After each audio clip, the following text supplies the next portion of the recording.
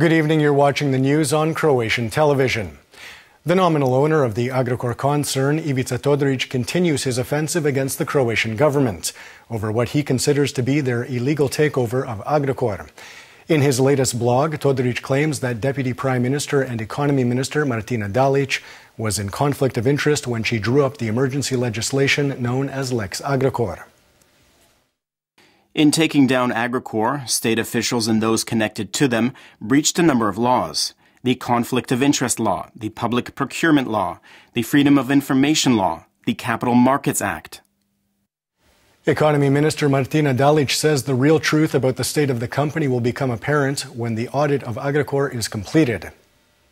We're awaiting the audit company's report, and I believe that the report will be a very significant topic for discussion. And of course, confirmation of the situation Agrokor's crisis management team assumed and what state the company was in 2016. Todorić's attacks on the government were criticized today by former SDP Finance Minister Slavko Linić, who described his conduct as irresponsible and unacceptable, a position shared by economic journalist Ratko Bošković.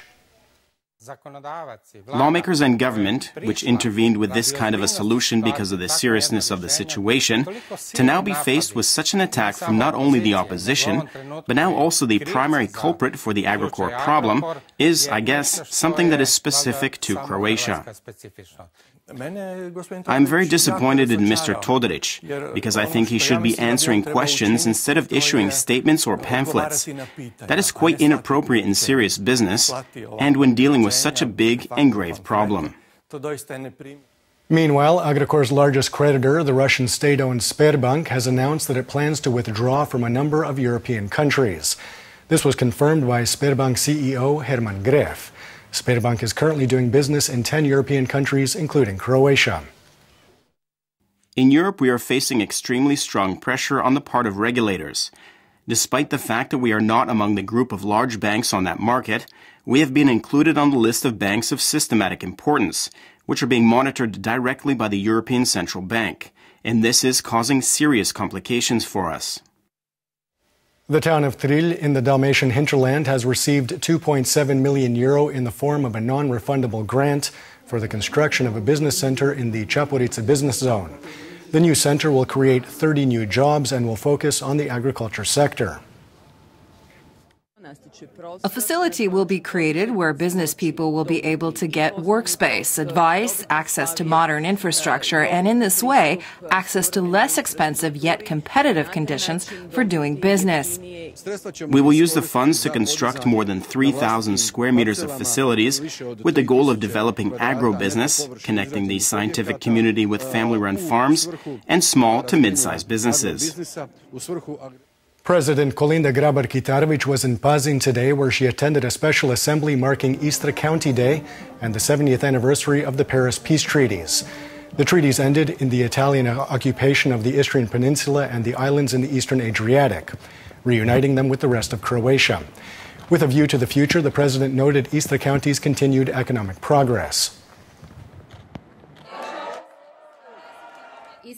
Istria today, as one of Croatia's counties, is making strong progress on the path to development. It's no wonder that we often cite Istria County as an example of success and development. Your success, along with the example from other counties, shows that the county model for regional development is not an obstacle to development, but rather a model that must be further advanced. The Social Democrat mayors of Sisak, Umag, Čakovec, Koprivnica and Ludbreg have sent a letter to party members in which they call on the SDP's leadership to chart a course for the future of the party in agreement with the party's base. They are calling on fellow members to focus on fostering inter-party dialogue and not infighting. Unfortunately, this noted tradition and positive practice has been abused through the actions of some members of the SDP who belong to the very top of the leadership of our party. Every minute or second spent in discussion with journalists that is wasted on publicly discussing internal party issues instead of criticizing the wrong direction the actual HDZ-led government is taking the country in represents a missed opportunity and mistake of tragic proportions.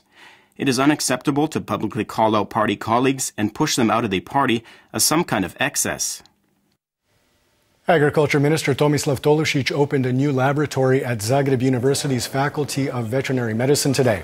The new facility will allow Croatia to conduct its own testing instead of relying on third parties.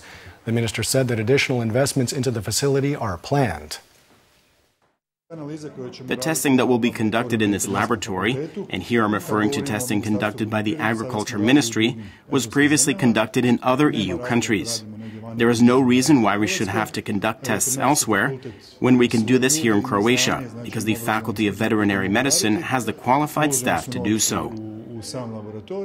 EU citizenship awards were presented to Croatia's recipients in Parliament today. European Parliament awards the honor to those who work to encourage democracy, social justice, and equal access to rights. This year's winners were the head of the South European branch of the Jesuit Refugee Service and the Transplant Organ Donation Association. Trust is what makes our society possible. To each other we are strangers, and society can only function if we have that basic position of trust. After all, trust is a precondition for integrating refugees into Croatian society. It is wonderful that today we live in Croatia, which internationally is among the top 3 countries in terms of the number of organ transplants. And what's even better is that we have continually been among the global leaders in the number of organ donors for the past 7 or 8 years. Taking a quick look at sports, in the domestic football league, Rudeš and Osijek played to a 1-1 tie in Zagreb this evening. After 10 rounds of play, Dinamo Zagreb leads in the standings with 26 points. Followed by Rijeka with 22. Hajduk and Osijek are 3rd and 4th respectively with 17 points each.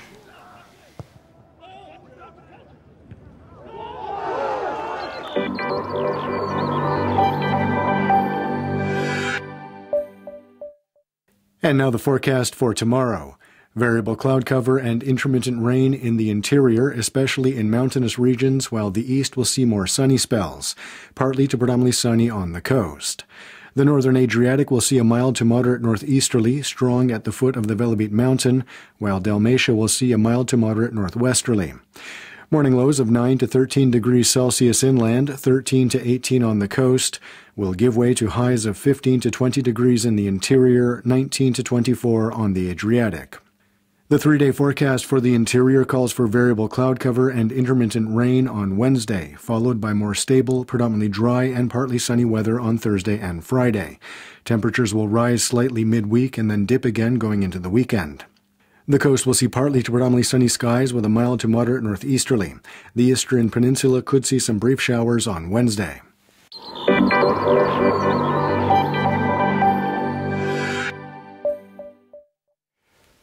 And that wraps up the news. Be sure to join us again tomorrow night.